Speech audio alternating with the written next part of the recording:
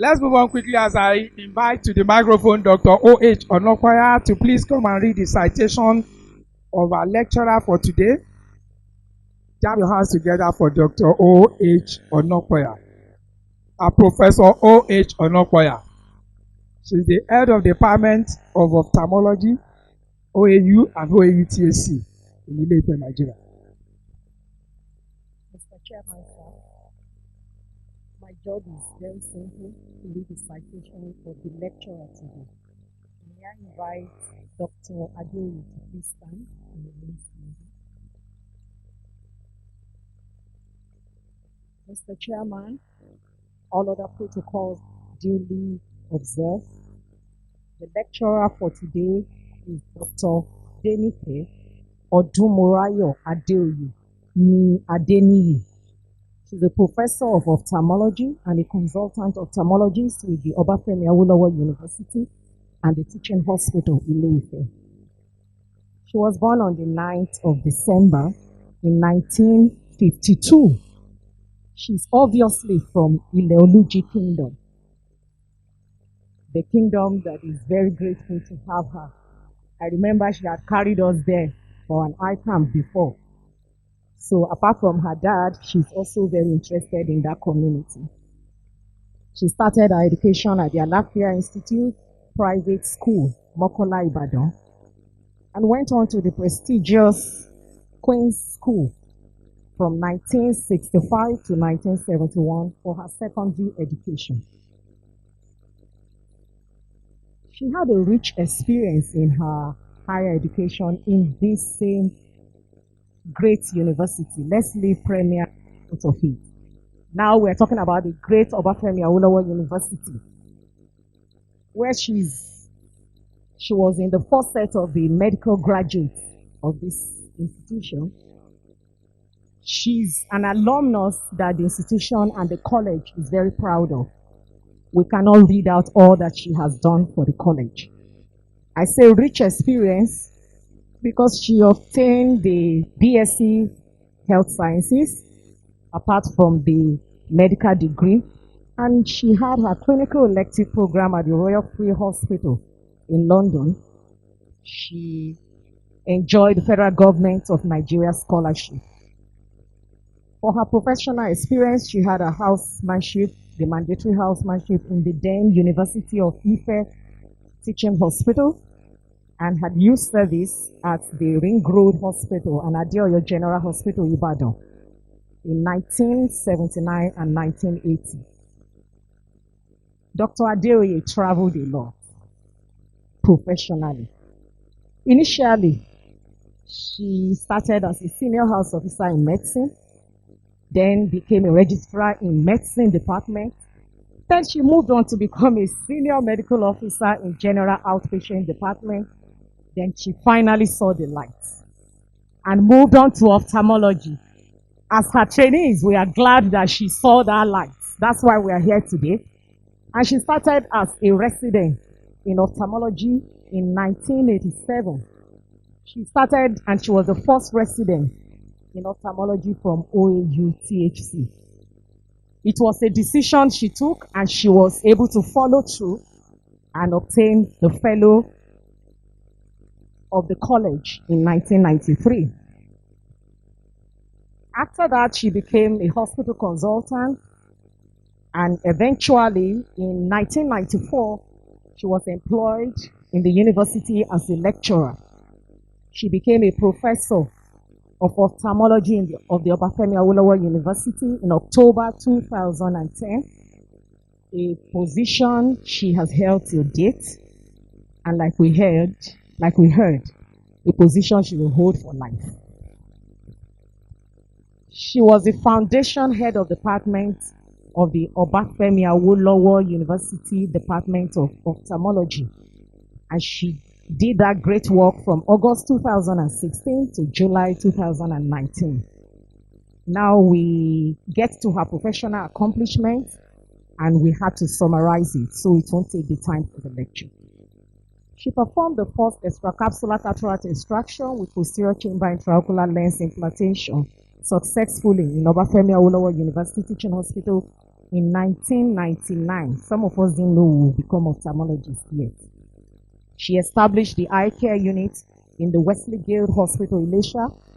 She had been involved in training up to 50 resident doctors and diplomates since 1994, some of whom are now professors.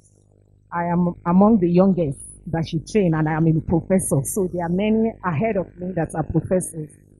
I would like to say that Dr. Adeoye stands out as a very persistent, painstaking, thorough, and caring trainer. In fact, she's a mentor because when she trains you as a full individual, far beyond the ophthalmology you came for. She has supervised dissertations and research projects of 20 candidates pursuing postgraduate programs in the university and the teaching hospital. She reviews several lecturers from other universities for promotion. She has received several awards of recognition from the university, from the National Postgraduate College of Nigeria, and from the community. She has over 50 publications in peer-reviewed journals, both local and international. She served the community in a number of ways. She was a member of the Osun State Committee on Prevention of Blindness. At a point, she was the president of the Ile-Ife Medical and Dental Alumni Association from 1995 to 1998. She was a member of the Faculty Board of Ophthalmology of the National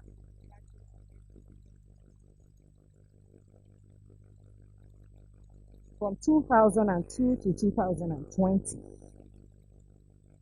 She started examining in the Faculty of Ophthalmology, National Postgraduate Medical College since 2002. She examined both Part 1 and Part 2.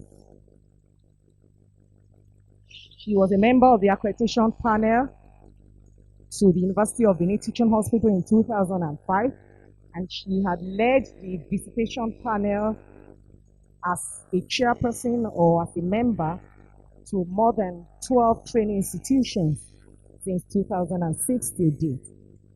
She volunteers as ophthalmic surgeon to many groups, including Pro Health International. She was a member of the ad hoc accreditation panel of the NUC to Kogi State University in 2015. She was the chairman of our prestigious faculty Board of Ophthalmology, National Postgraduate Medical College from January 2015 till December 2016. Dr. Adeoye was the chairman of the computerization of the college activities and examinations, National Postgraduate Medical College of Nigeria from 2016 to 2019. She reviews many journals, and she's a member of a number of professional bodies, including the Nigeria Medical Association and Women Ophthalmologists of Nigeria. Ladies and gentlemen, all work and no play. All work and no pleasure. Professor Adeoye has a number of hobbies, but clear and manifest among them are sewing and music. I present to you no other to give this lecture, the 22nd faculty lecture, titled Ophthalmology Residency Training in Nigeria, the Trainer's Perspective, no other but Professor Adenipe Odumurayo Adeoye ni Adeniyi. You're welcome, ma'am. Thank you very much.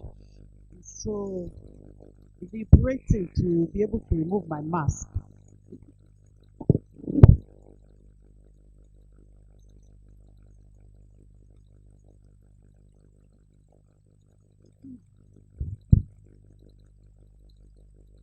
Before I commence with the protocols, I want to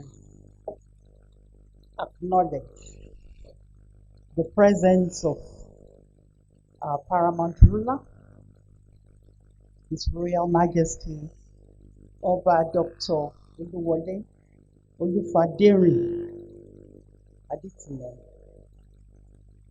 I also recognize the Olori Dr. Adetukumbo Aditile. I thank my in-law, the High Chief Oduwo of Ile-Ife Kingdom,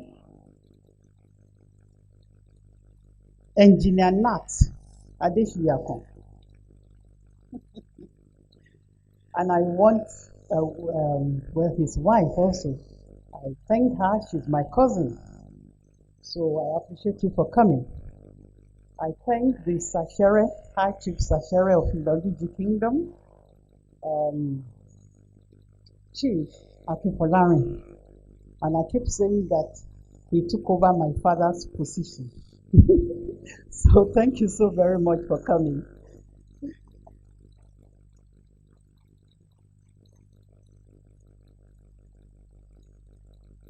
The chairman of this occasion, Engineer Sam Adeboyega,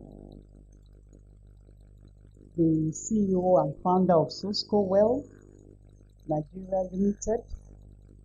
And I call him a serial entrepreneur because he's always going from one business to the other. And he is a proud son of Ile-Ife and a friend of the Ophthalmology Department of Obafemi Awolowo University Teaching Hospital.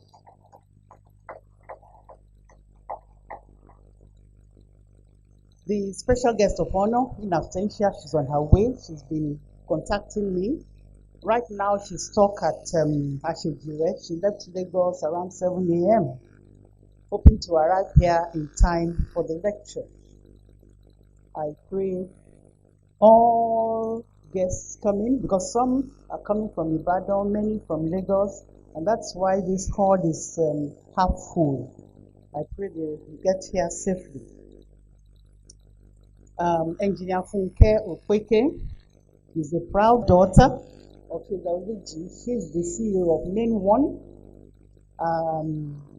She's a trailblazing young lady who was my junior in secondary school. When I contacted her, she said she cannot refuse, lest I punish her. So she's also an alumna of Obafemi Awolowo University. And I thank her for the interest she has in the lecture. The Honorable Commissioner of Health, Osun State, Dr. Rauf Isamatu, promised to come. We're expecting him. The President, National Postgraduate Medical College of Nigeria, Professor Musa Borodo. You're welcome all the way from Kano.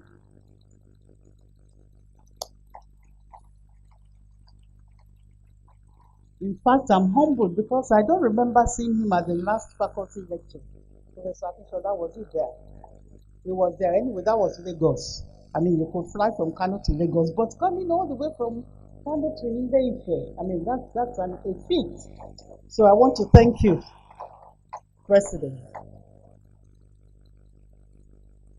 The college registrar, our very own, Professor Fatiu Arogudade, is the brand new college registrar, and this happens to be his very first official duty.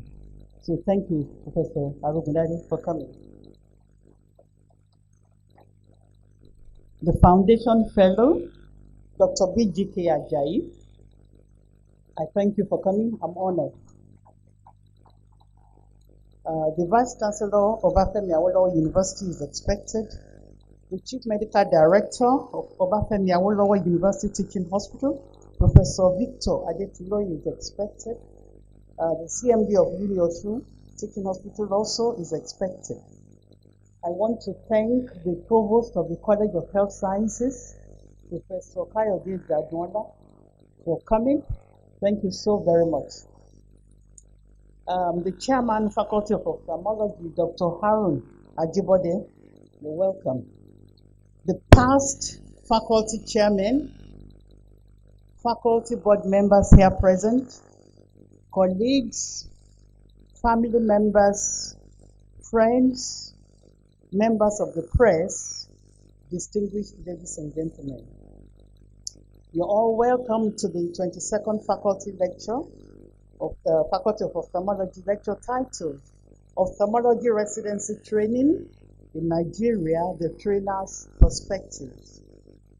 I thank God for this day and for Johnny Mercies for guests who are able to attend this public lecture physically. On the 6th of November 2020, at the last faculty lecture delivered by Professor Folashade Akinsola in Lagos, I received a message from the then faculty secretary, Professor Dupe Ademola Popola, informing me of my being considered to deliver the next faculty lecture in 2021. After considering what it would entail, remembering the several of my senior colleagues who had declined, and considering the fact that I would be retiring as a trainer in 2022 when I duly clocked 70 years of age, I responded, it would be my honor, so help me God. I am therefore grateful to all my colleagues for nominating me. Thank you, fellows. I pay tribute to all the past faculty chairmen and the 21 faculty lecturers who came before me. Thank you for passing on a sustainable legacy. In choosing a topic for this lecture, I decided that I had to speak on the teacher or trainer that executes the first aspect of the triad of expectations of a university lecturer, which is teaching. So the triad is teaching, research, and community service. At my inaugural lecture in 2016, I had elaborated on my contribution to research and community service. And seeing that the National Postgraduate Medical College of Nigeria celebrated our 50th anniversary in September 2019, it is the right time to audit the postgraduate training of ophthalmology by the trainers themselves. My first experience at teaching was at the age of 12 years, when my dad asked me to coach my younger brother in mathematics, and a subject that doesn't need, a lot of words, because I'm frugal with words myself. And I remember how I would belt out, "Do you understand?" And the limp replied, "No." Then I would shout, "What don't you understand?" I would throw down the book and march off in anger, and wondered why he couldn't figure out the correct answer. So generally speaking, as adults in this audience, we have all been or are still trainers in different areas of endeavor. We all know the hard work and commitment a trainer puts into training. I therefore want to honor all founding mothers and fathers of ophthalmology in Nigeria and all trainers across the nation who have made it possible for the expansion of ophthalmic practice, thereby improving the eye health of Nigerians. I specifically acknowledge Dr. Femi Shueton, fellow of the Royal College of Surgeons. He's unavoidably absent because he traveled out of the country, who was my first trainer and who encouraged me as an adult trainee.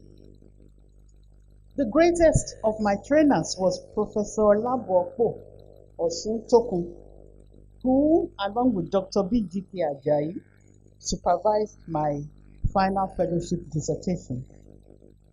I cannot but mention my friend and trainer, Professor Yinka Ashayi. Because I started residency training 9 years after I graduated from medical school due to family commitments, my mates and juniors then became my trainers. I remember her said to me one day, "Nike, you don't want to call me Yinka, Abi?" And I replied, "I give honor to whom it's due." And that was my attitude during residency training. So as a trainer, I have been able to identify with many struggling resident doctors. Institution of the faculty lecture. The Faculty of Ophthalmology is one of the 15 faculties of the National Postgraduate Medical College of Nigeria. And the faculty lecture was established to achieve the following: to publicize the residency training program of ophthalmology in Nigeria and to advocate for eye health care. There are 4 specific objectives. 1, to encourage contributions from the society to ophthalmic training programs of the faculty. 2, to honor senior members of the faculty who have clearly contributed to the advancement of the specialty and faculty. 3, to raise money for the faculty programs through the endowment fund. And 4, to thereby support ophthalmic education and training, especially residency training, to procure educational and training materials and organize courses, among other things. Now, what is ophthalmology? It is a branch of surgery concerned with the prevention, diagnosis, management of optical, medical, and surgical disorders of the eye, its adnexia, that's the surrounding structures, the visual pathways, and the visual systems. And training can be defined as the process of learning skills needed to do a particular job or activity through practice and instruction over a period of time. It has specific goals of improving capability, capacity, and performance, and it forms the core of apprenticeship. Who is an ophthalmologist? He or she is a qualified medical doctor, who undergoes postgraduate training in an accredited training institution as a trainee or resident doctor. At the completion of his or her residency training, he or she becomes a fellow of the awarding postgraduate college after being successful at the final fellowship exams. So, an ophthalmologist diagnoses eye disease. He or she performs refraction to determine the part of the lens that may make you see better. He or she treats with medications and performs appropriate surgical procedures on the eye and surrounding structures. An ophthalmologist organizes periodic community outreach, conducts scientific research, trains resident doctors, and teaches medical students, especially if he or she is working in a university teaching hospital. He attends conferences, and she's a team leader of the eye care team. Why do we need to train ophthalmologists? Vision is the most important of the special senses, and good eyesight is necessary for many aspects of everyday existence and economic productivity. So that's why Frau Furamis wrote, and I quote, "My eyes are my favorite part of me. Not for how they look, but for how they see."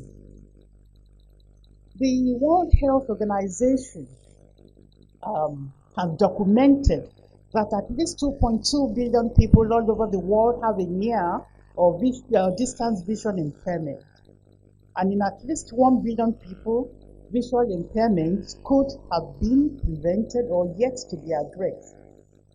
Majority of the people with visual impairment and blindness are older than the age of 50 years. With population growth and aging, more people are at risk of having visual impairment. About 90% of the visually impaired reside in low-income and middle-income countries like Nigeria, and especially in rural communities. In Nigeria, the prevalence of severe visual impairment is 1.5% and blindness 4.2% among people aged 40 years and above.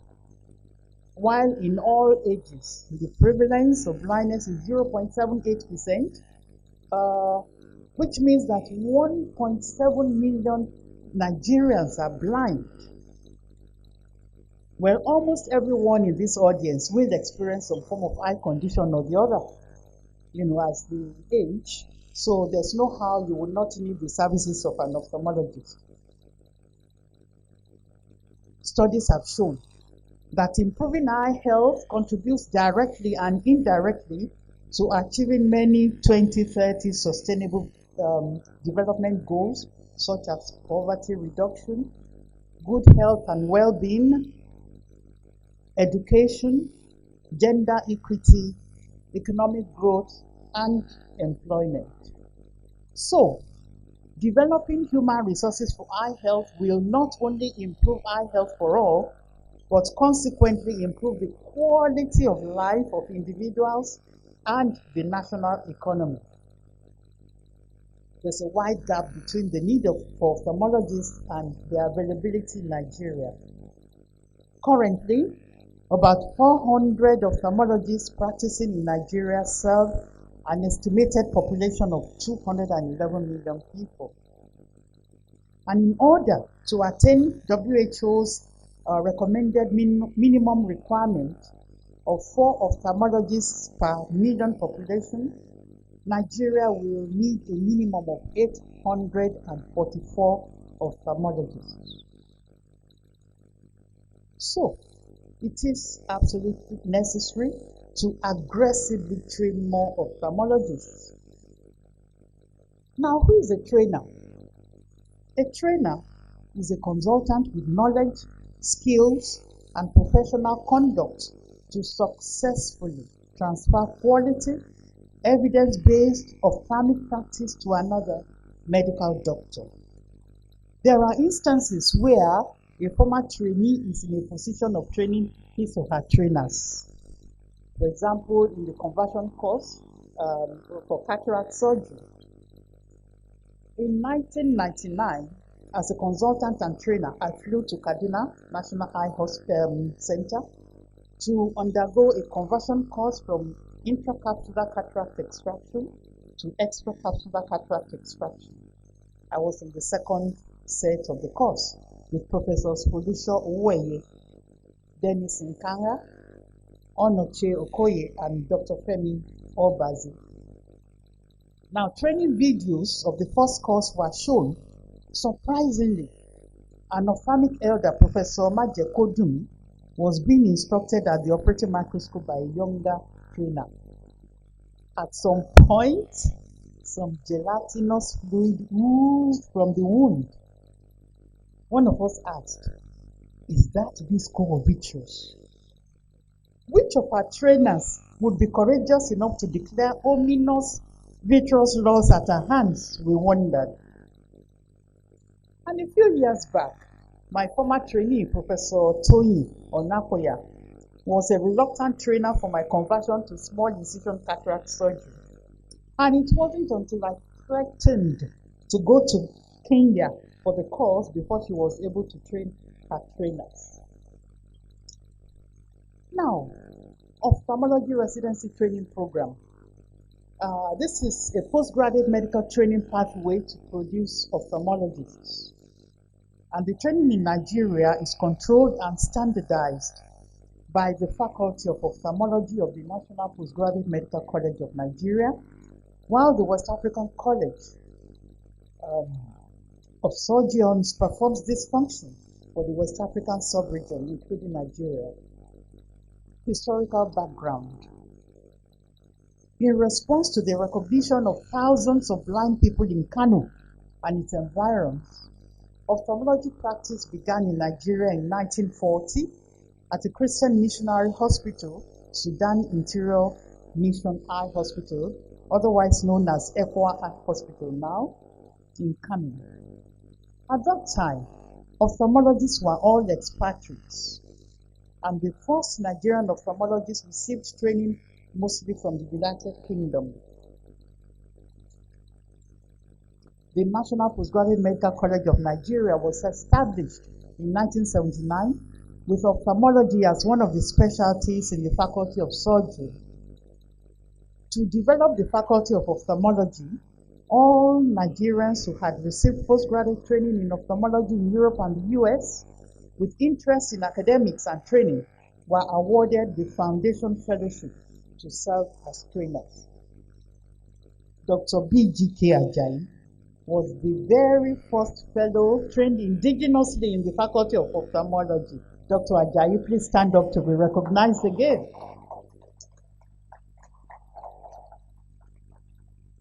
Thank you very much. So residency training is conducted in hospitals accredited for the purpose. It is structured to enable graduated acquisition of knowledge and advanced skills as the trainee progresses in training. The minimum duration of training is 5 years, split into junior residency leading to Part 1 exams and senior residency leading to Part 2 final fellowship exams. So how has the training fared?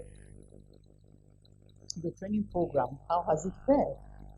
So for the purpose of this lecture, I, with members of the LOC, conducted a study which aimed to explore trainers' perspectives on the adequacy of resources, mode of training, challenges of training, and how to improve ophthalmology residency training. The list of accredited training institutions, names, mobile phone numbers, and email addresses of trainers were sourced from the college, some individuals, and the Ophthalmological Society of Nigeria. A couple of veteran trainers were interviewed. An electronic questionnaire was developed using Google Forms software and sent by email and WhatsApp of mobile phones to ophthalmology trainers all over Nigeria. And the preliminary results are presented. Training institutions. At the inception of the residency training, there were 4 training institutions in Ibadan, Lagos, Benin, and Kaduna. And these gradually increased to a number of 30 by year 2020. Now, figure 1 shows the types of training institutions as responded by the trainers that responded to the questionnaires. Majority of responding trainers practice in government-owned institutions, while only 6.3% are in private and 1.9% in faith-based institutions. The table 1 shows the number of trainers and respondents per geopolitical zone. And the summary is that the largest number of training centers is in the Southwest, 10, followed by Northwest, 6, and North Central, 6. The Southwest also has the most number of trainers, 72 in total, followed by Southeast. There are 256 trainers in the 30 accredited training institutions spread over 5 geopolitical zones, excluding the Northeast. And you probably know the reason why. Of these, 116, that's 62.5% of the trainers responded to the questionnaire, with the highest response rate, that's 75% from Southwest. Thank you, Southwest. Now these data are representative of trainers all over Nigeria. Figure 2 shows the highest qualification of respondents. And we discovered that 3 out of every 5 trainers are subspecialists. Now, hear what the very first fellow of this training program has to say about subspecialization. Dr. Ajayi said, don't think too much of subspecialists. Just a few is fine. The drive for subspecialization is too fast. Let us solve the basic eye problems in our country. It is when we have a surplus of general ophthalmologists before we can start thinking of massive subspecialization.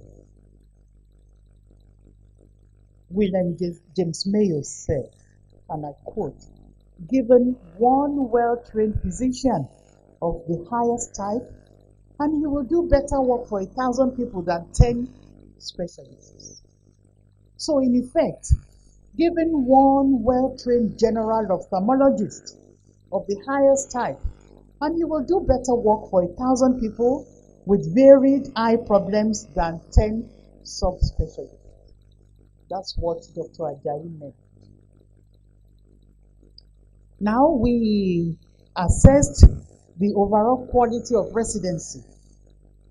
And figure 3 shows that over half of trainers gave an overall assessment of training as good or excellent. But if as many as 41% found the training inadequate, then that calls for a major review. Figure 4 shows the conduct of fellowship exams.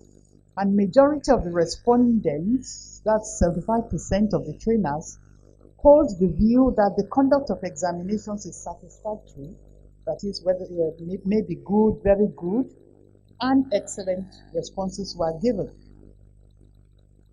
There are 3 levels of the fellowship examinations held twice a year. The primary, which is the basic science pre-entry, the part 1 after completing the junior residency, and the part 2 finals after completing the senior residency. Over the years, the conduct of examinations has gradually changed from the traditional, which was mostly subjective, to an increasingly objective form. Between 2016 and 2019, I was privileged to chair the Committee on Computerization of College Activities and Examinations that steered the college into this new era. We started with the computerization of examinations, introducing the computer-based test, which has made a significant section of the assessment process more objective, credible, seamless, with fast release of results, and less stressful to examiners and candidates. The CBT has enabled the conduct of primary and part 1 screening examinations to take place conveniently in 10 cities all over Nigeria, with minimal traveling time to an examination center. On the other hand, the clinical aspects of parts 1 and 2 examinations, however, take place in only one center, in Guinness Eye Center, Lagos University Teaching Hospital.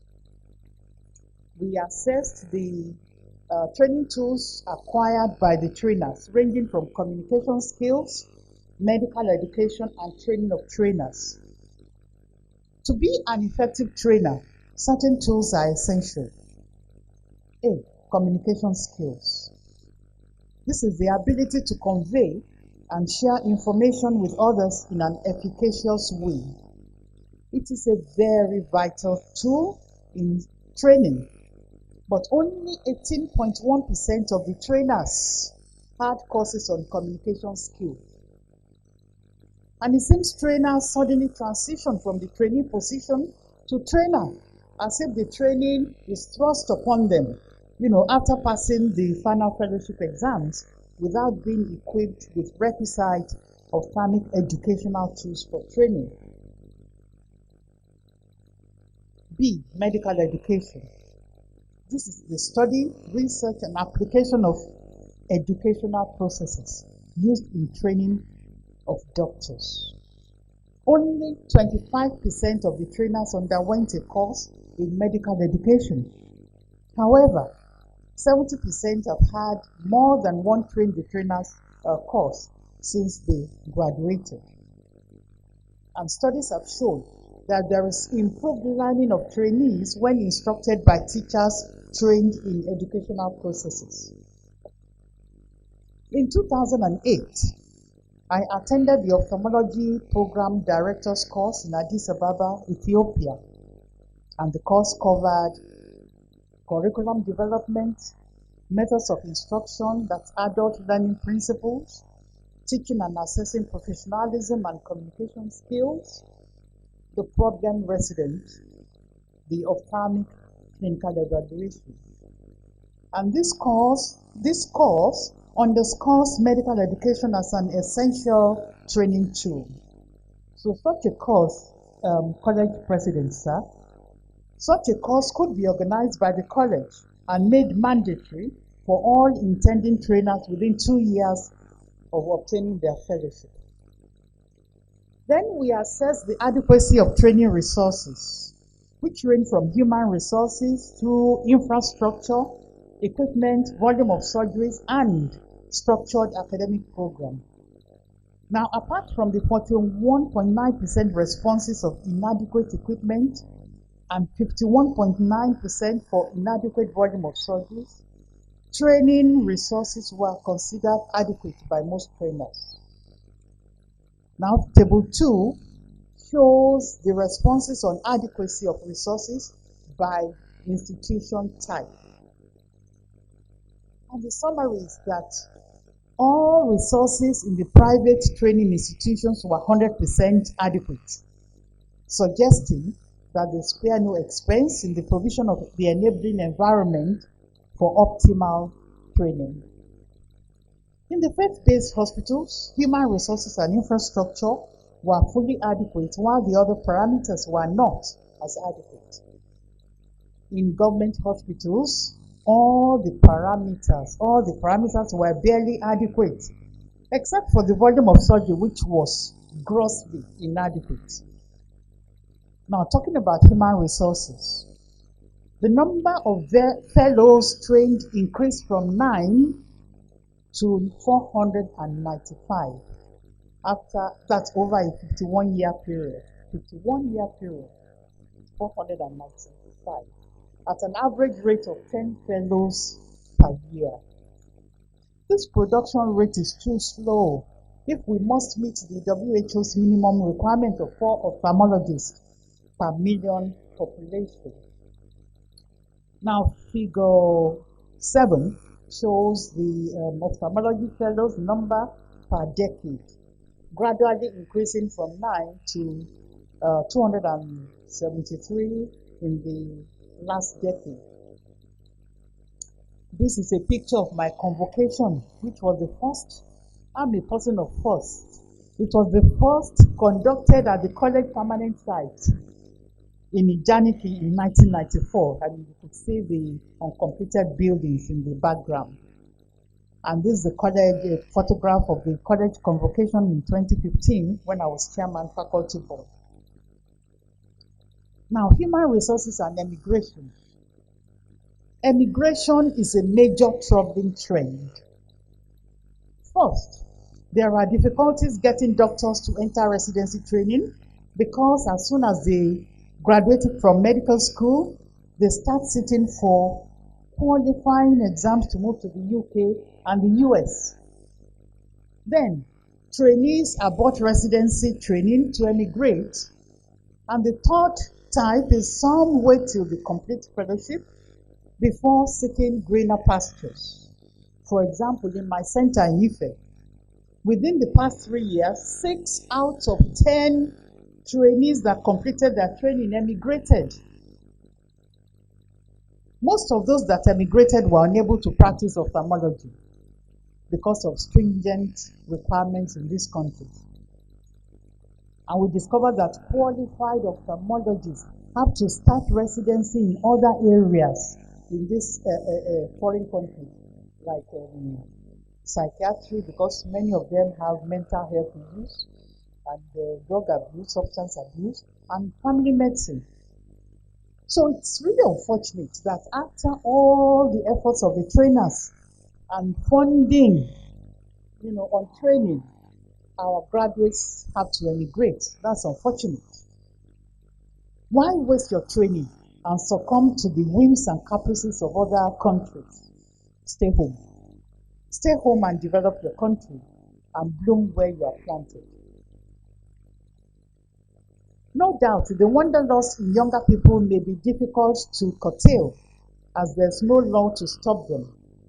Article 13 of the Universal Declaration of Human Rights states, 1. Everyone has the right to freedom of movement and residence within the borders of each state. And 2. Everyone has the right to leave any country, including his own, and to return to his country. Nentwich et al. Conducted a study on ophthalmologists in sub-Saharan Africa, and they found that the main reasons given for staying in their own country were good working conditions, commitment to help, possibility of further training, family ties, and general feeling of satisfaction.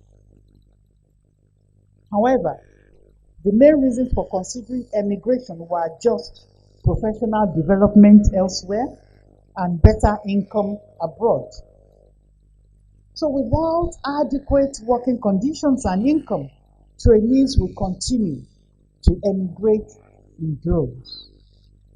And it seems that we are training for other countries to enjoy leaving our eye care services underserved. And that is really unfortunate. Dr. Ajayi proposed that we should be training to solve eye problems in our society, not training to the standard of America or the UK as we do now. And that's why our graduates emigrate. It takes maturity and a sense of patriotism to realize that if you tend your garden, it will be greener than others. Nigeria needs more ophthalmologists. So it is a collective responsibility of trainers to discourage emigration of trainees and for governments to ensure better working conditions. Nevertheless, we need to train maximally and hope that fellows will stay back in Nigeria. Zig Ziglar said, and I quote, "The only thing worse than training employees is losing them." The only thing worse than training employees and losing them is not to train them and keep them. So we go to infrastructure and equipment. 68.1% of the trainers considered infrastructure adequate, while just over half found equipment adequate. In government-owned training institutions, we all know that the federal and state governments have consistently found it difficult to fully fund training institutions. Mansudi et al. Confirms shortages of important training instruments and equipment in accredited hospitals for ophthalmology training. Ladies and gentlemen, this is where the general public comes in. It seems the only way to go is the public-private partnership, that's the PPP, which has been working effectively in many hospitals. For example, Guinness Nigeria and Lions Club International provide infrastructure. Also, companies like Crystal Optics and Access One provide equipment for training and eye care delivery after signing a memorandum of understanding with the training institutions. Volume of surgeries. The volume of surgery was found to be the most inadequate of all the resources for training, especially in government hospitals. A trainee should be able to perform 2,000 cataract surgeries over a period of 5 years. And Dr. Ajayi says that he wants someone better than himself to perform his own cataract surgery. That's when his cataract is operable. I assume he is developing some capacities by now. Now, high cost of surgery, cultural beliefs, distance from services, lack of escort, and fear have been identified as barriers to the uptake of cataract surgical services. Now, this is a picture of surgical skills transfer. And Aristotle said, for the things we have to learn before we can do them, we learn by doing them. That is the essence of surgical skills transfer. Incidentally, the trainer here at the microscope is Dr. Akabi, who is now the Deputy Governor of Nasarawa State. And, I was one of the observers. Outreaches. The more surgeries a trainee does, the more proficient and confident he or she is. Volume of surgeries may be improved by organizing surgical outreaches, which provide opportunity for high volume surgery for improving surgical skills of trainees under tight supervision. Such outreaches are sponsored by privileged individuals, corporate bodies, and non-governmental organizations. Sponsors donate funds, drugs, and equipment. Trainers and trainees move to the designated community and screen for eye disease, especially blinding, cataract, and pterygium. They perform free surgeries at camp or move the patients to the base hospital.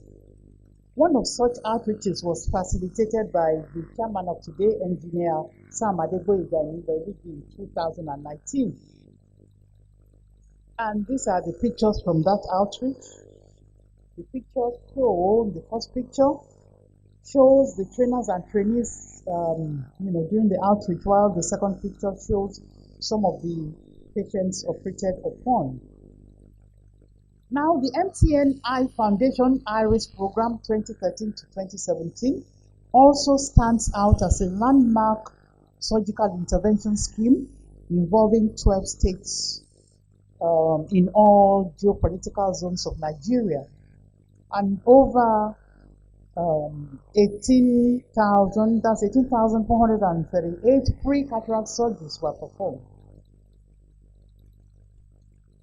I join you, ladies and gentlemen, to sponsor outreach programs. This is where you can have threefold impact on eye health. 1, you improve the ophthalmology residency training. 2, you make the blind to see. And 3, you prevent potentially blinding eye diseases like glaucoma. Olawoye and colleagues have demonstrated in their study that community eye outreach programs are highly useful in the early detection of glaucoma. Now, challenges in various aspects of training. That is revealed by figure 8. And the summary is that the most challenging aspects of training are surgical skills transfer, which we have discussed, and the research training in 58.8%. In eye care, we need to understand how eye diseases occur and the treatments that can alter the disease process. Hence, there is the need for basic and clinical research. Mahmood et al. Found in their study that research function was rated a distant last by 49.5% of ophthalmologists. After clinical services, which is 93%, teaching 63%, and community service 62.8%. They noted that securing funding for research and finding time were the major constraints. But it is essential for trainers to encourage trainees and show them that eye research is not only important, but offers an attractive subject that can keep them busy for life. Training during COVID-19 pandemic. The coronavirus disease is a highly transmissible pathogenic viral infection caused by the novel coronavirus 2, which caused a pandemic that is still resulting in death and morbidity worldwide since the outbreak began in Wuhan, China in December 2019. Incidentally, the very first doctor to draw attention to this was an ophthalmologist who sadly succumbed to the disease. The first case was reported in Nigeria on the 27th of February 2020, and a nationwide lockdown was declared on 30 March 2020 with various phases of easing and repeat lockdowns. Figure 9 shows the impact of COVID-19 pandemic on residency training. And the summary is that the COVID-19 pandemic has negatively impacted training in ophthalmology, as confirmed by 85% of trainers with negative and very negative responses.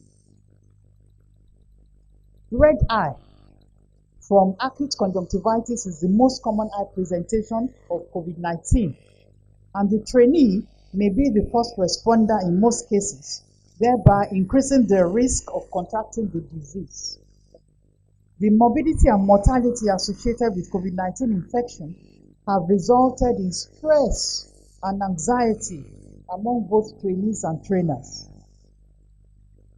And we can consider that year 2020 was not a training year, as declared by the chairman of the faculty yesterday. It wasn't a training year, as full training activities did not occur. Working hours were changed to reduce prolonged and unnecessary exposure to COVID-19.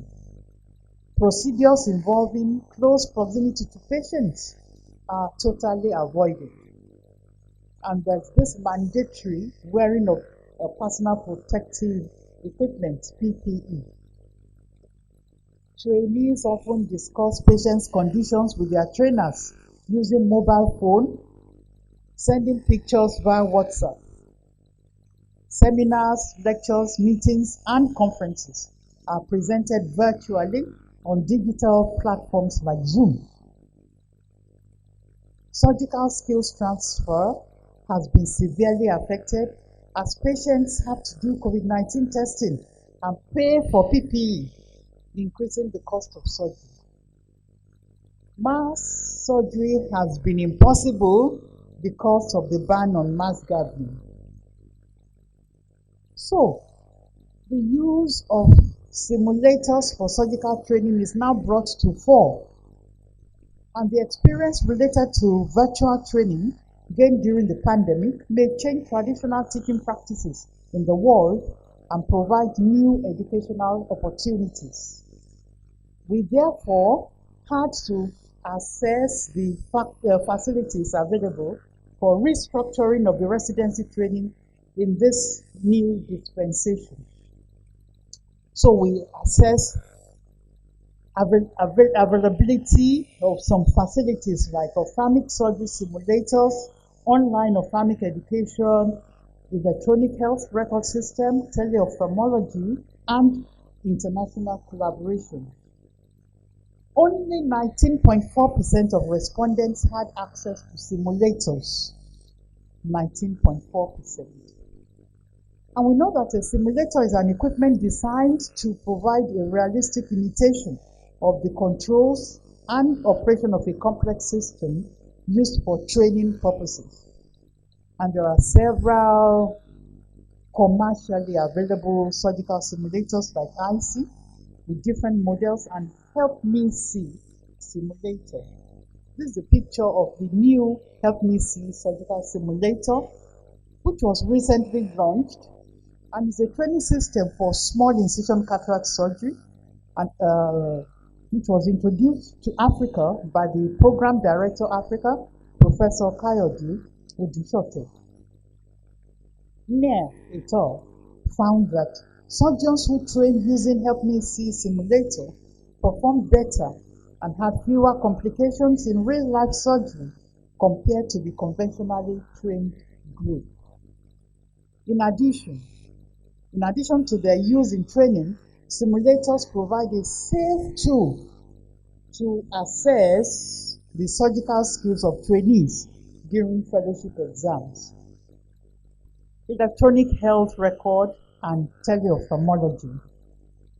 Electronic health record system is a digital version of a patient's paper medical records. And figure 10 shows that less than half, that's 41.9% of the trainers have electronic health record system in their training institutions.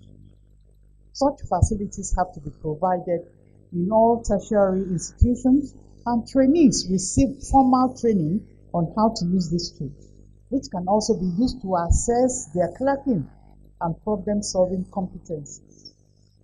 Teleophthalmology is used by only 20% of the trainers. And we know that without effective electronic health record system, teleophthalmology may be challenging. Then we go to the international collaboration, which is necessary for capacity building. About half of the trainers had regular international collaboration. Inadequate knowledge of how to link institutions in other countries, bureaucracy, and the level of insecurity. The level of insecurity in Nigeria are major challenges in attracting foreign trainers and assessors. This is a picture taken in 2017 before the security issues wasn't. The emulsification of training in Ile-Ife by Dr. Nasser, who came all the way from America. Technology to the rescue. With explosive growth of the internet, the ability to access ophthalmic information in the most isolated locations is now possible. E-learning, e-books, online courses are available and readily accessed by majority of the trainers. Artificial intelligence and deep learning. Deep learning as a process of artificial intelligence is used in ophthalmology for data analysis, segmentation, automated diagnosis, and possible outcome predictions of eye diseases. It's important that trainers develop a curriculum in ophthalmology training that integrates electronic health record system, artificial intelligence, big data, and informatics, and tele-ophthalmology. Now the last figure, which is figure 11, deals with the trainer and trainee relationship challenges. We come to the problem resident doctor. This is an important challenge as evidenced by the responses of trainers. The problem resident is a challenge to both trainers and other resident doctors. Such a trainee who demonstrates significant enough problem that requires intervention by constituted authority, like the chief medical director, is a problem resident doctor. Police identified the problem to be related to clinical judgment, medical knowledge, clinical or surgical skills, time management, attitudes and behavior, moral and ethical behavior. And the underlying causes are mainly professionalism issues, emotional impairment, difficulty coping with stress, substance abuse, substance abuse among doctors, and cognitive issues. In our study, majority, that's 83.1% of the trainers had challenges with trainees who had poor attitude to work, absenteeism, and learning difficulties. Now the following are excerpts from the interview of a pioneer trainer of trainers, the former college president and octogenarian, Professor Dame Maje Kodun. And she said, in the past, the commitment of both the teachers and residents could not be quantified. When I gave, I'm trying to mimic her, I don't know how, but when I gave residents assignment on Friday after clinic, it came back on Monday as ordered. Residents were disciplined and there was no nonsense about their training. Now, because of the situation in the country, resident doctors are unavailable for training as many of them disappear to their private clinics. And she says, you can't eat your cake and have it. We found that some 6.9% of the trainers experience verbal and physical abuse from trainees. Okay, this is a picture of Professor Maje Kodun on the right, octogenarian, who doesn't look like an octogenarian. Now, 2, problem trainer. Besides the problem resident, the quality of training may also be influenced by the problem trainer. And this situation is often underreported. Factors for this include intimidation. Some trainers believe in intimidating resident doctors before they can train. Controlling, sending trainees on errands unrelated to ophthalmic training. Like go and pick my mother from Ibadan to Ile-Ife, and things like that. That's not acceptable. The trainer may be a poor communicator, may be disorganized, may be an absentee trainer, biding time until retirement. May be a flirtatious trainer, like this refers to men. Some men are flirtatious. Don't let me say most. I apologize. And then there are malignant examiners.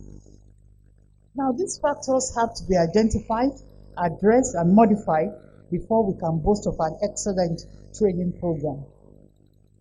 Ophthalmic practice health hazards. There are health hazards related to eye care. Some physical problems are neck pain, back pain, which may be aggravated in trainers. And the trainers may experience psychological stress and hypertension from problem residents, while outstation supervisory activities may be economically draining. Figure 11 shows that 30.6% of trainers had personal stress-related physical health issues, while 9.4% had mental health issues while training resident doctors. Ayoniyi et al. Also reported various health hazards among ophthalmologists in a resource-limited setting.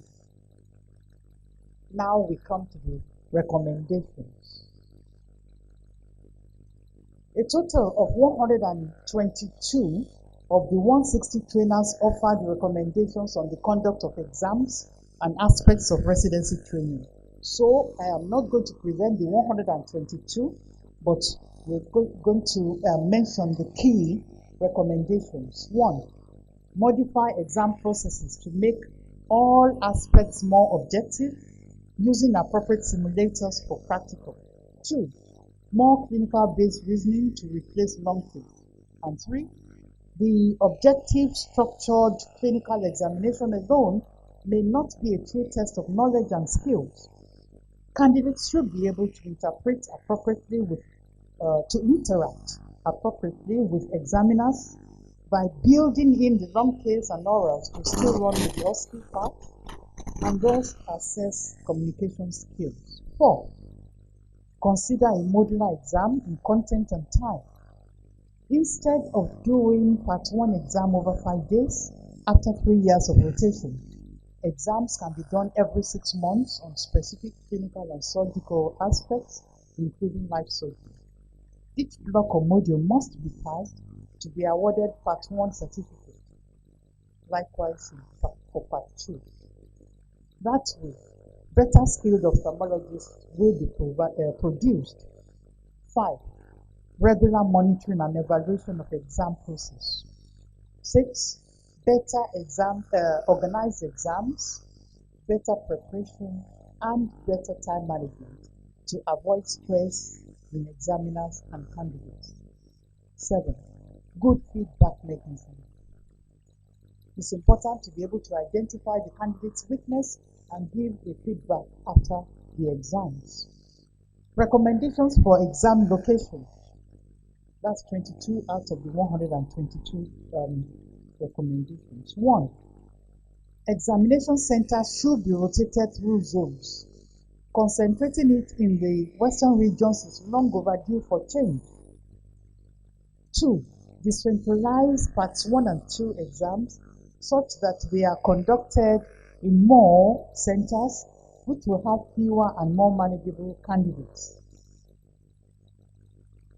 This recommendation is worthy of consideration.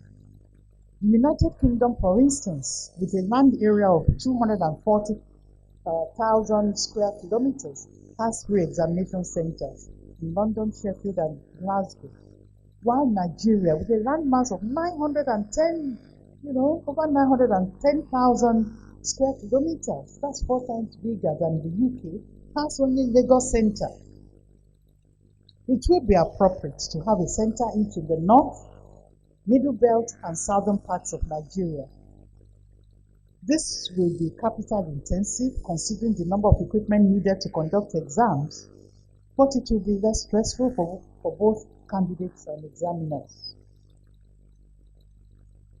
Financial support for the examination center to create a more conducive and cleaner environment.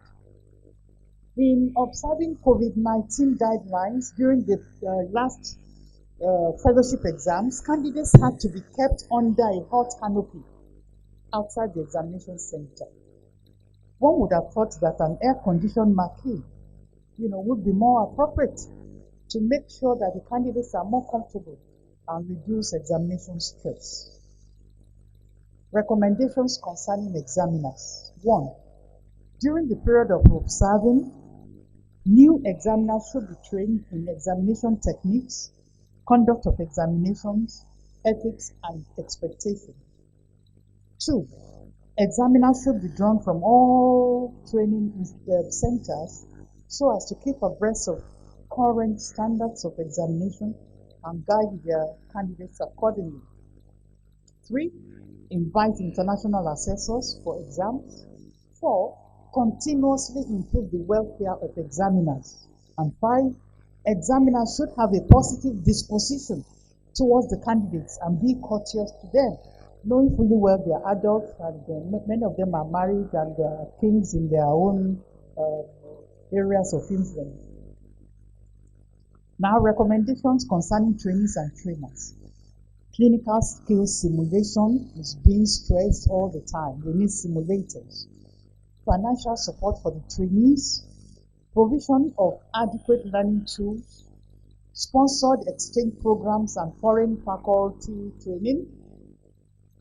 Develop robust mechanism to identify trainable prospective resident doctors, because we discovered that some resident doctors are not trainable.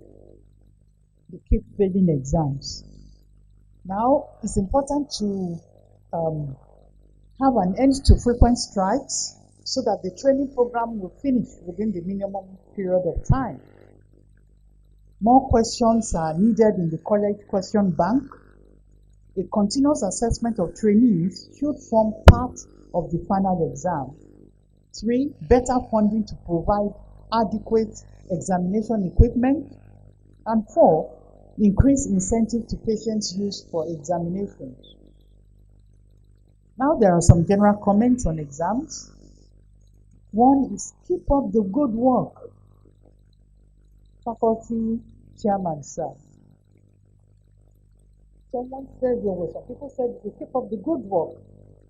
It's very good so far. The college is making huge efforts to improve the standard of the exam, and it has improved a lot over the years, much more objective and more encompassing. Now, recommendations for improving residency training.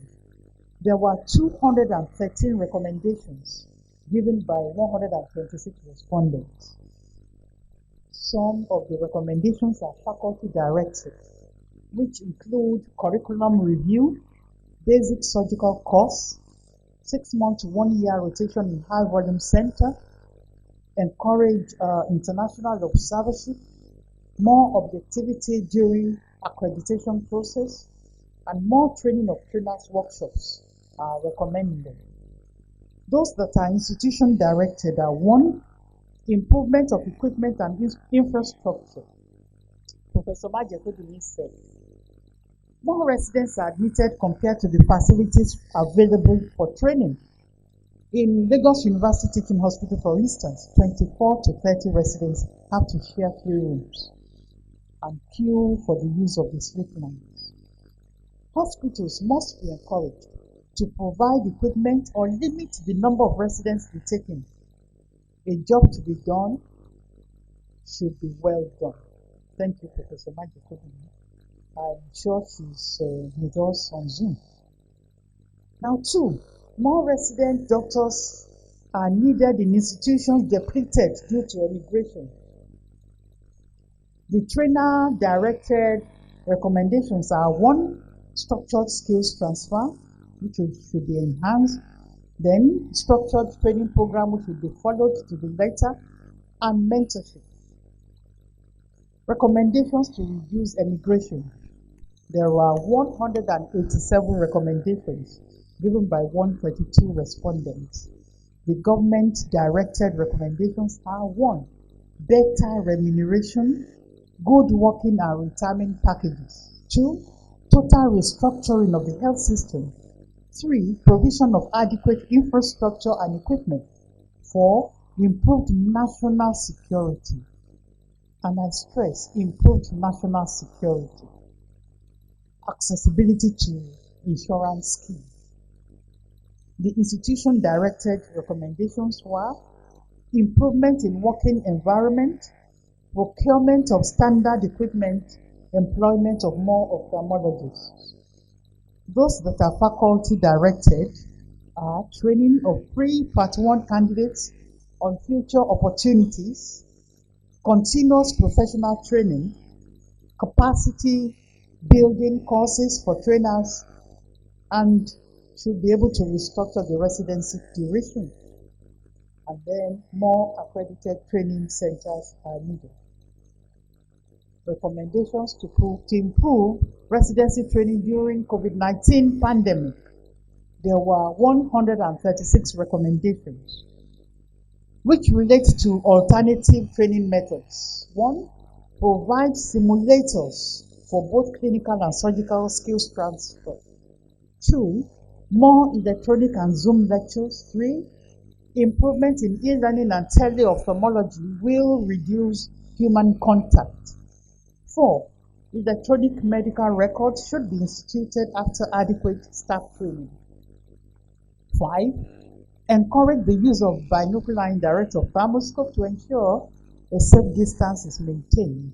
6, use of wet and dry labs. 7, better organized module-based curriculum. And 8, creation of vision centers within the community, which can be run by resident doctors, will help raise surgical numbers required for surgical training. Safety recommendations. Government should provide enough COVID-19 vaccine, and all hospital staff encouraged to be fully vaccinated. We must observe the protocols as we gradually increase the clinic patient load and return to physical contact, knowing that COVID-19 has come to stay. 3, rotate residents on surgery days to maintain physical distance and create space for social distancing in waiting rooms, pay points, and pharmacy. And 4, mandatory pre-operative COVID-19 tests for patients to reduce fear of getting infected at surgery. More equipment that will reduce the level of contact with patients are needed. Regular provision of PPE by government, and the PPE cost should not be transferred to patients. And finally, learning to work with COVID-19 viruses is the key to survival moving forward. And above all, let us all pray that it ends. Conclusion. In the course of this lecture, I have been able to identify the strengths, weaknesses, and challenges of ophthalmology residency training in Nigeria through the eyes of the trainers. Millions of Nigerians are blind or have visual impairment. We need more ophthalmologists. Eye care is underserved due to slow turnout of graduates, immigration from poor working conditions and remuneration, and insecurity. Training is suboptimal due to inadequate infrastructure, equipment, volume of surgery, and the negative effect of COVID-19 pandemic. Ladies and gentlemen, I believe the key recommendations made during this lecture will bring about a change of policy to improve ophthalmology residency training in Nigeria. So in closing, I want to quote the words of a trainer of trainers, professor of professors, Professor Hannah Powell, who said, "The future landscape for training is going to evolve very rapidly in new ways. Technology is going to make practice of medicine quite different, and ophthalmology lends itself to that. The role of the doctor will change, and practice will become competency-based. Surgery will be more and more robotic. Africa's digital and technology divide will increase mainly because our supporting infrastructure and the internet are so poor. On the other hand, if we manage to rectify this, we can leapfrog into the future with telemedicine and simulation surgery. Training needs to imagine this future, and prepare for it. This is Professor Hanafa. Acknowledgement. I wish to express my profound gratitude to the chairman of the occasion, Engineer Sam Adegboyega, and the special guest of honor, Engineer Funke Opeke. I appreciate our royal father,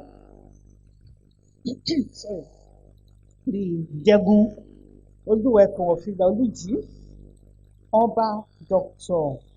O.O. Adetimehin and his beautiful wife.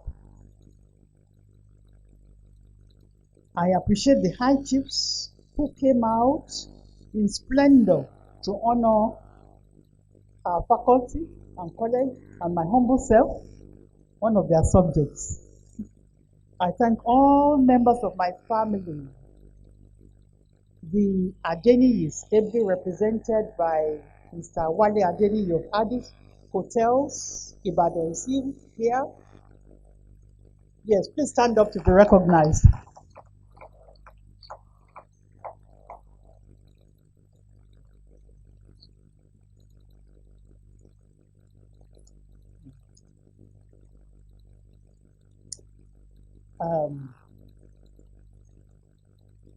Then members of my family from my mother's side, Rotenia, ably represented by Mrs. Titi Awolaja. Please stand up to be recognized. Thank you. She came all the way from Ondo State.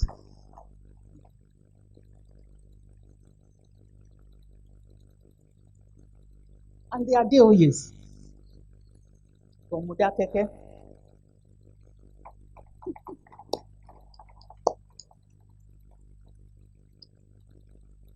I appreciate you for your support all the time. Engineer Udukayode Adeoye and his wife, Peace. And my brand new grandson, David Adegboye Adeoye. Please stand up to be recognized. Engineer Abiodun Ibidapo Adeoye is joining us via Zoom from Glasgow.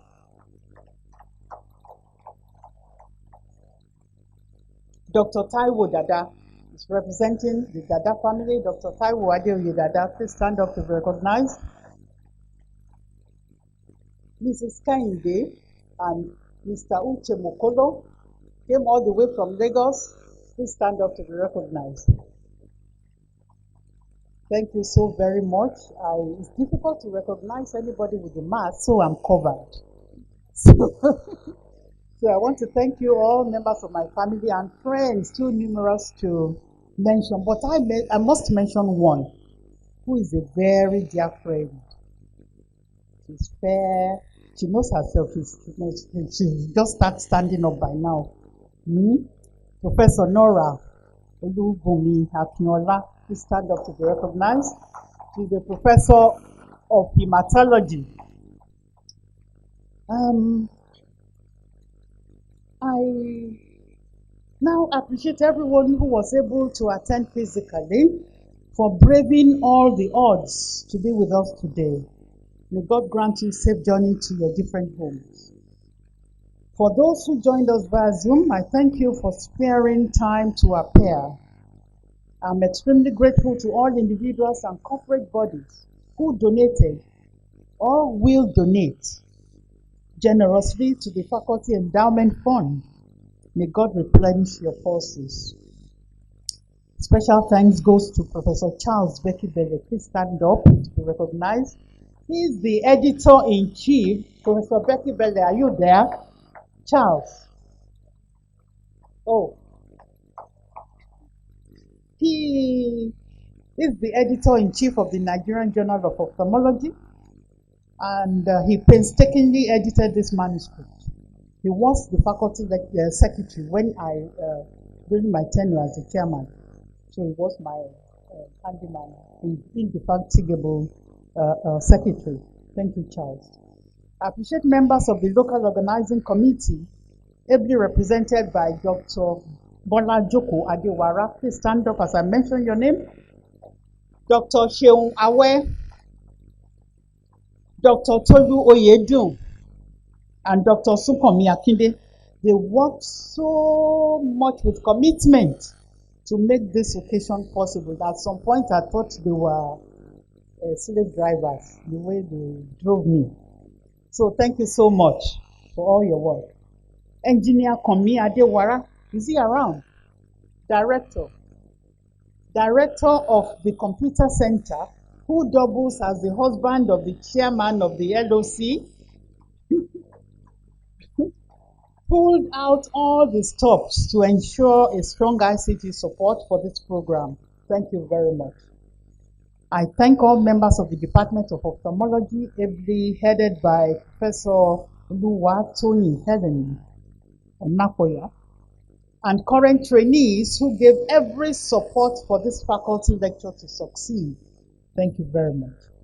I appreciate all 160 senior colleagues and colleagues who took time off their busy schedule to fill the questionnaire for the study, for their candid opinions and recommendations.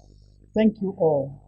I thank Professor Dame A. Majekodumi and Dr. B.G.K. Ajayi for granting the interviews. I acknowledge my former trainees for being such great ambassadors of my training institution. Thank you all for your kind attention.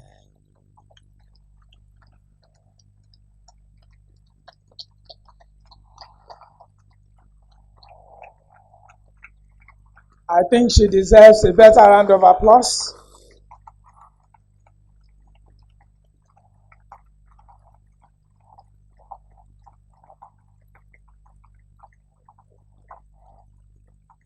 Thank you. You may now have your seat. That was a great presentation, well elucidated, with content, touching. But ma, you forgot to mention the days when you used that your lamp.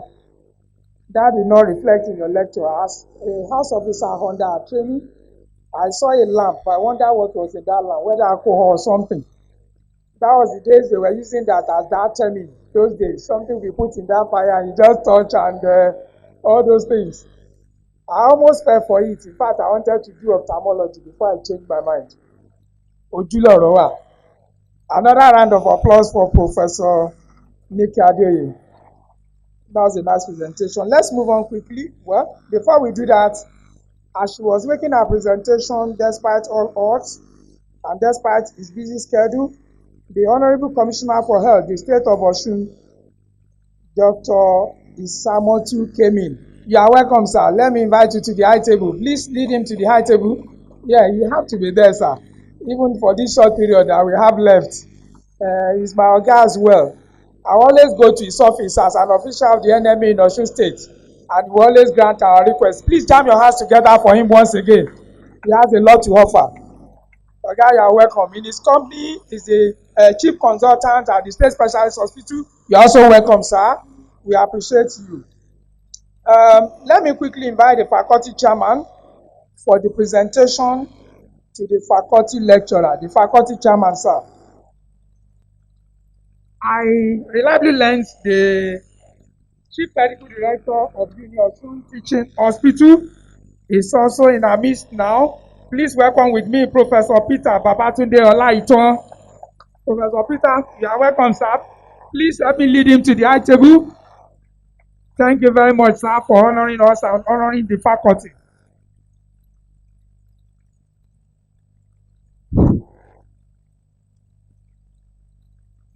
It is my pleasure to present this plaque in recognition of today's faculty lecture, the 22nd annual faculty lecture, Ophthalmology Residency Training in Nigeria, the trainer's perspective. This is the little thing that our faculty can give to the erudite faculty lecturer to mark today. It is not possible for the faculty to honor adequately the faculty lecturer, but this will be, can keep it somewhere in recognition of today. Thank you, the faculty lecturer.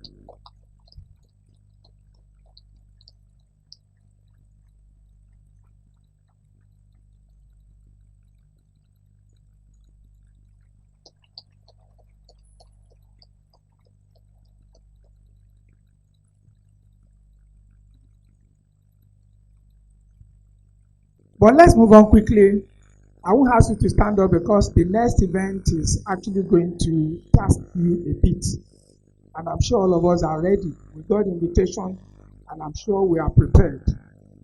And the next item will be the fundraising for the Faculty Endowment Fund to support the training of more ophthalmologists so that more cataracts can be removed, more glaucomas can be treated, and so many other eye problems can be resolved so that people can see more of their pathways within and outside the country, like the guest lecturer said.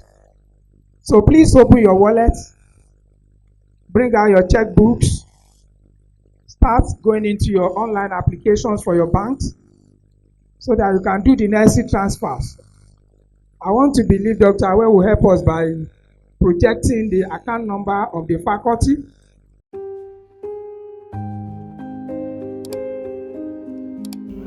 Since 2006, Hess Pharma has brought quality eye care products and knowledge to Africa,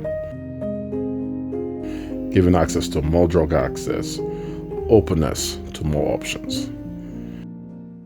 Use of preservative-free treatments cause less damage to ocular structures, ocular surface, and linked to improved patient adherence.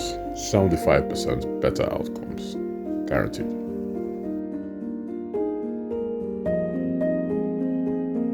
Allow us give the next generation a better experience.